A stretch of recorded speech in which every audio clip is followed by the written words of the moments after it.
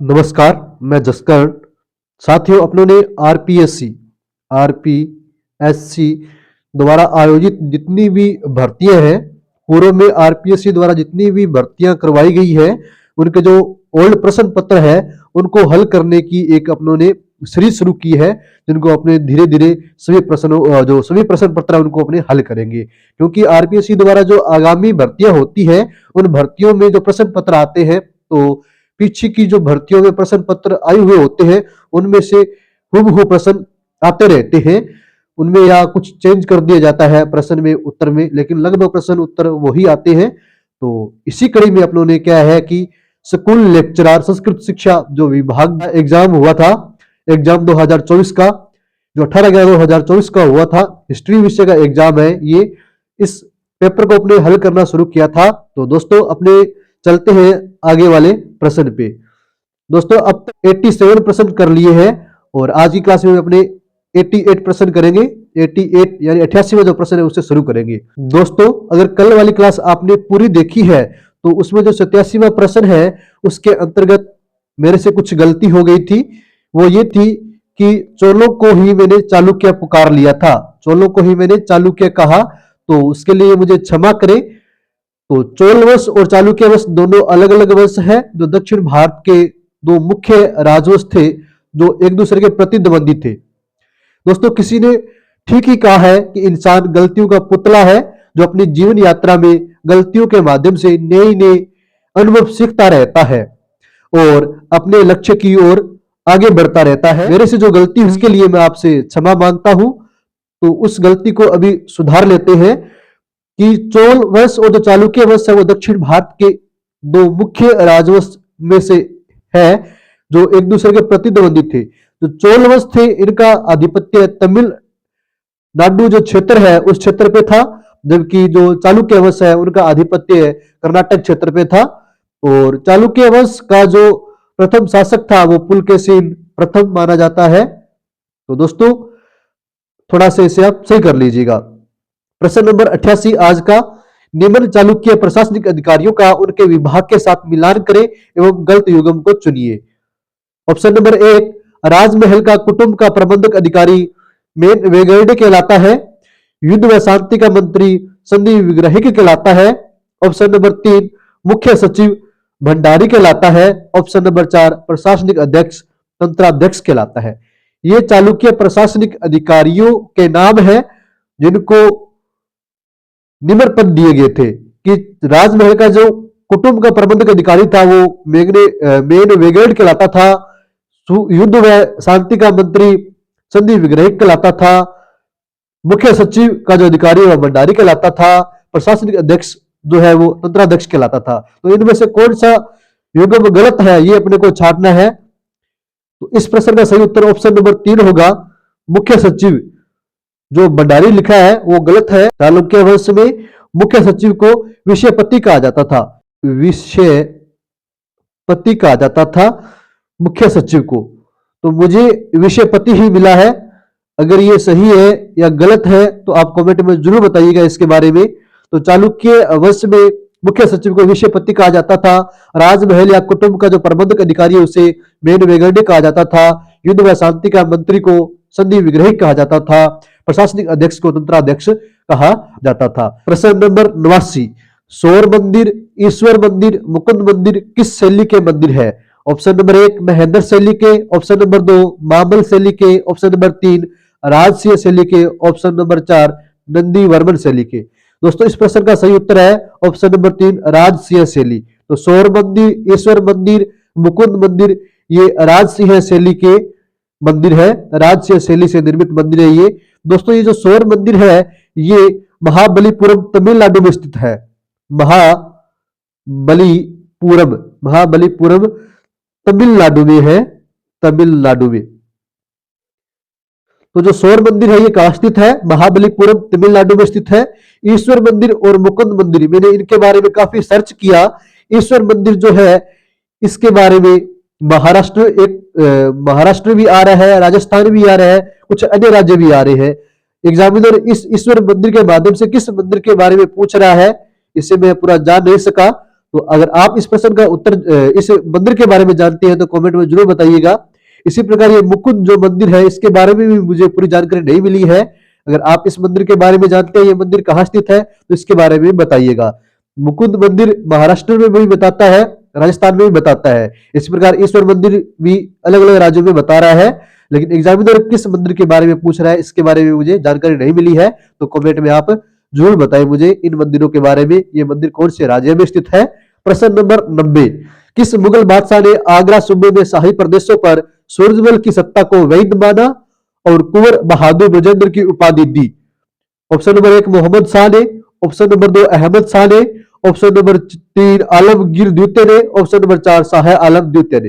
दोस्तों इस प्रश्न का सही उत्तर है ऑप्शन नंबर 2 अहमद शाह है। तो अहमद शाह है मुगल बादशाह थे जिन्होंने आगरा सूबे में शाही प्रदेशों पर सूरजमल की जो सत्ता है उसको वैध माना और कुंवर बहादुर ब्रजेंद्र की उपाधि इनको दी थी। प्रश्न नंबर 91, रणजीत सिंह की विजय के गलत युग्म को चुनिए। ऑप्शन नंबर 1 अटक 1813, मुल्तान 1818, कश्मीर 1820, पेशावर 1823। दोस्तों इस प्रश्न का सही उत्तर ऑप्शन नंबर 3 है कश्मीर 1820। दोस्तों कश्मीर पर विजय प्राप्त की थी रणजीत सिंह ने सन 1819 में। 1819 में रणजीत सिंह ने कश्मीर पर जो विजय प्राप्त की थी वो 1819 में की थी, और अटक में 1813 में, मुल्तान पे 1818 में और पेशावर में 1823 में। दोस्तों रणजीत सिंह ने सर्वप्रथम 1799 ईस्वी में, रणजीत सिंह ने सर्वप्रथम 1799 ईस्वी में लाहौर पर विजय प्राप्त की थी। ये थोड़ा ध्यान रखिए आप, लाहौर पर विजय प्राप्त की थी 1799 में, अटक पर की थी 1813 में, मुल्तान पर की थी 1818 में, कश्मीर पर की थी 1819 में और पेशावर में की थी 1823 में। प्रश्न नंबर 92, रजाकार निम्नलिखित में से किस राज्य के भारत में विलय में मुख्य बाधा माने जाते थे? प्रश्न नंबर 92 है, रजाकार निम्नलिखित में से किस राज्य के भारत में विलय में मुख्य बाधा माने जाते थे? Option number 1 Travancore, option number 2 Mysore, option number 3 Hyderabad, option number 4 Junagadh. दोस्तों इस प्रश्न का सही उत्तर है ऑप्शन नंबर 3 हैदराबाद। दोस्तों हैदराबाद में सन 1948 में निजाम मीर उस्मान अली का शासन हुआ करता था। सन 1948 के लगभग सभी रियासतों का विलय भारत में हो चुका था। सन 1948 के लगभग सभी जो रियासतें हैं वो भारत में सम्मिलित हो गई थी, लेकिन जो एक हैदराबाद रियासत है एक काफी ताकतवर रियासत और शक्तिशाली रियासत थी। इस रियासत में जो हिंदू वर्ग था और इसके साथ जो अन्य वर्ग थे जातियों के, उन वर्गों पर हैदराबाद के निजाम मीर उस्मान अली का आधिपत्य था। वो हैदराबाद को स्वतंत्र रखना चाहता था और इसे एक तुर्क साम्राज्य बनाने की कोशिश में था। कौन? निजाम मीर उस्मान अली। तो ये किसी भी हाल पर 1948 में भारत में सम्मिलित कर लिया गया। प्रश्न नंबर 93, तमिलनाडु में सी राजगोपालाचारी ने किस स्थान पर नमक कानून तोड़ा था? ऑप्शन नंबर 1 तंजौर में, ऑप्शन नंबर 2 मद्रास में, ऑप्शन नंबर 3 रामेश्वरम में, ऑप्शन नंबर 4 मदुरई में। तो दोस्तों इस प्रश्न का सही उत्तर है ऑप्शन नंबर 1 तंजौर में। तंजौर में श्री राजगोपालाचारी जी ने महात्मा गांधी से प्रेरित होकर नमक कानून तोड़ा था। नमक कानून तोड़ा था सन 1930 में, अप्रैल 1930 में, अप्रैल 1930 में ये नमक कानून तोड़ा था तंजौर में श्री राजगोपालाचारी जी ने महात्मा गांधी से प्रेरित होकर। प्रश्न नंबर 94 में असहयोग आंदोलन के दौरान खोले गए राष्ट्रीय कॉलेज जामिया मिलिया के प्रथम प्राचार्य कौन थे? Option number 1 Zakir Hussain, option number 2 doctor Ansari, option number 3 Shaukat Ali, option number 4 Mohammad Ali. दोस्तों इस प्रश्न का सही उत्तर है ऑप्शन नंबर 4 मोहम्मद अली। असहयोग आंदोलन के दौरान खोले गए जो राष्ट्रीय कॉलेज जामिया मिलिया है इसके प्रथम प्राचार्य मोहम्मद अली को नियुक्त किया गया। दोस्तों जो जामिया मिलिया विश्वविद्यालय है इसे असहयोग आंदोलन की देन माना जाता है। ये जामिया मिलिया जो विश्वविद्यालय है वर्तमान में नई दिल्ली में स्थित है। कहाँ है? नई दिल्ली में है। नई दिल्ली में, नई दिल्ली के ओखला क्षेत्र में है ये। नई दिल्ली के ओखला क्षेत्र, ओखला क्षेत्र, नई दिल्ली के ओखला क्षेत्र के यमुना नदी के किनारे स्थित है। ये यमुना नदी के किनारे स्थित है जो एक सार्वजनिक विश्वविद्यालय है। इस विश्वविद्यालय को असहयोग आंदोलन की देन माना जाता है। तो असहयोग आंदोलन के दौरान ये राष्ट्रीय कॉलेज जामिया मिलिया खोला गया था ब्रिटिश सरकार द्वारा। यह सर्वप्रथम अलीगढ़ में खोला गया था सन 1920 में, लेकिन इसे 1935 में स्थानांतरित करके नई दिल्ली ओखला क्षेत्र यमुना नदी के किनारे स्थापित किया गया। प्रश्न नंबर 95, निम्नलिखित में से किस स्वतंत्रता सेनानी ने अल हिलाल समाचार पत्र शुरू किया था? Option number 1 Maulana Azad, option number 2 Hasan इमाम, option number 3 Maulana Mohammad Ali, option number 4 Khan Abdul Ghaffar Khan. तो दोस्तों इस प्रश्न का सही उत्तर है ऑप्शन नंबर 1 मौलाना आजाद। प्रश्न नंबर 96 फरवरी 1944 में आजाद हिंद सेना ने निम्नलिखित में से किस भारतीय भूभाग को अंग्रेजों से मुक्त कराकर झंडा फहराया? Option number 1 Kohima, option number 2 Imphal, option number 3 Dispur, option number 4 Shillong. तो दोस्तों इस प्रश्न का सही उत्तर है ऑप्शन नंबर 1 कोहिमा।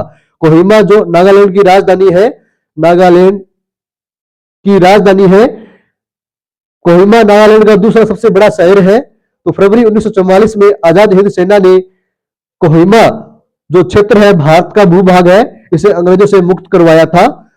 कोहिमा नागालैंड की राजधानी है और नागालैंड का दूसरा सबसे बड़ा शहर है जो नागालैंड के दक्षिण में स्थित है। प्रश्न नंबर 97 कैबिनेट मिशन को दिए गए समरण पत्र में मुस्लिम लीग ने पाकिस्तान में कितने प्रांत सम्मिलित करने का उल्लेख किया था? Option number 1 3, option number 2 4, option number 3 5, option number 4 6। दोस्तों इस प्रश्न का सही उत्तर है ऑप्शन नंबर 6। तो कैबिनेट मिशन को दिए गए समरण पत्र में मुस्लिम लीग ने पाकिस्तान में 6 प्रांत सम्मिलित करने का उल्लेख किया था। वो 6 प्रांत कौन कौन से थे आप कमेंट में जरूर बताइएगा इस प्रश्न का उत्तर। प्रश्न नंबर 98 सन 1917 में अखिल रूसी बोल्शेविक सम्मेलन में रखे गए लेनिन के विचार किस नाम से जाने जाते हैं? सन 1917 में अखिल रूसी बोल्शेविक सम्मेलन में रखे गए लेनिन के विचार किस नाम से जाने जाते हैं? Option number 1 April thesis, option number 2 Soviet योजना, ऑप्शन नंबर 3 चेका, ऑप्शन नंबर 4 कमानेव। इस प्रश्न का सही उत्तर है ऑप्शन नंबर 1 अप्रैल थीसिस। तो लेनिन के जो विचार है वो अप्रैल थीसिस के नाम से जाने जाते हैं। प्रश्न नंबर 99 मराठा प्रशासन से संबंधित निम्नलिखित पदों को सम्मिलित कीजिए। एक तरफ पद का नाम दिया गया है और एक तरफ पद दिए गए हैं। तो ऑप्शन नंबर ए में दिया है सेनापति को सरे नौबत कहते थे, भूमि पैमाइश की लकड़ी को घट कहते थे, धर्माधिकारी को काठी, घुड़सवार सेना में 25 सरदार समूह को सरदार मोहत सिंह कहते थे। तो दोस्तों इस प्रश्न का सही उत्तर है ऑप्शन नंबर 1 है ऑप्शन नंबर 1। तो ऑप्शन नंबर 1 के अनुसार आप मिलान कर लीजिए। सेनापति को तो सरे नौबत ही कहते थे, ये ऑप्शन बिल्कुल सही है। भूमि पैमाइश की लकड़ी को काठी कहा करते थे, तो सी का दूसरा है, भूमि पैमाइश की लकड़ी को काठी कहा करते थे। ऑप्शन नंबर बी घट, तो घुड़सवार सेना में 25 सरदारों का जो समूह होता था उसे घट कहा करते थे। घुड़सवार सेना में 25 सरदारों का जो समूह होता था उसे कहा करते थे घट, और धर्माधिकारी को कहा करते थे सदर मोहतसिब। धर्माधिकारी को कहा करते थे सदर मोहतसिब। इस प्रकार सरे नौबत सेनापति प्रथम जो ऑप्शन है ए दे रखा है, ये तो पहले से सम्मिलित है, अपने तीनों को मिलाना था। तो घुड़सवार सेना में 25 सरदारों का जो समूह था उसे घट कहा करते थे, भूमि पैमाइश की लकड़ी को काठी कहा करते थे, धर्माधिकारी को सदर मोहतसिब कहा करते थे मराठा प्रशासन में। दोस्तों प्रश्न नंबर 100 है सुरक्षा परिषद में मतदान की पद्धति के संबंध में महत्वपूर्ण निर्णय किस सम्मेलन में लिया गया? सुरक्षा परिषद में मतदान की पद्धति के संबंध में महत्वपूर्ण निर्णय किस सम्मेलन में लिया गया? ऑप्शन नंबर 1 मास्को सम्मेलन में, ऑप्शन नंबर 2 काहिरा सम्मेलन में, ऑप्शन नंबर 3 याल्टा सम्मेलन में, ऑप्शन नंबर 4 तेहरान सम्मेलन में। इस प्रश्न का सही उत्तर है ऑप्शन नंबर 3 याल्टा सम्मेलन में। दोस्तों याल्टा सम्मेलन द्वितीय विश्व युद्ध के समय हुआ था। द्वितीय विश्व युद्ध, तो द्वितीय विश्व युद्ध के समय ये याल्टा सम्मेलन हुआ था फरवरी 1945 में। फरवरी 1945 में हुआ था, फरवरी 1945 में याल्टा सम्मेलन हुआ था द्वितीय विश्व युद्ध के दौरान। जो याल्टा सम्मेलन है इसी की देन शीत युद्ध माना जाता है। कहते हैं कि शीत युद्ध है, शीत युद्ध की शुरुआत हुई थी वह याल्टा सम्मेलन की ही देन है। तो याल्टा सम्मेलन के फलस्वरूप शीत युद्ध की शुरुआत हुई थी। तो दोस्तों आज तक की क्लास में अपनों ने 100 प्रश्न इस पेपर के कर लिए हैं। आगे 20 प्रश्न और रहे हैं, उनको अपने करेंगे। उससे आगे जो प्रश्न है वो मनोविज्ञान विषय के हैं, तो उनको अपने छोड़ेंगे। तो इतिहास से संबंधित कुल 20 प्रश्न और रहे हैं, शायद पूरा मैं कंफर्म नहीं हूं, 20 है कि 30 है, तो वो प्रश्न अपने आगे क्लास में करेंगे। तब तक के लिए जय हिंद, जय भारत।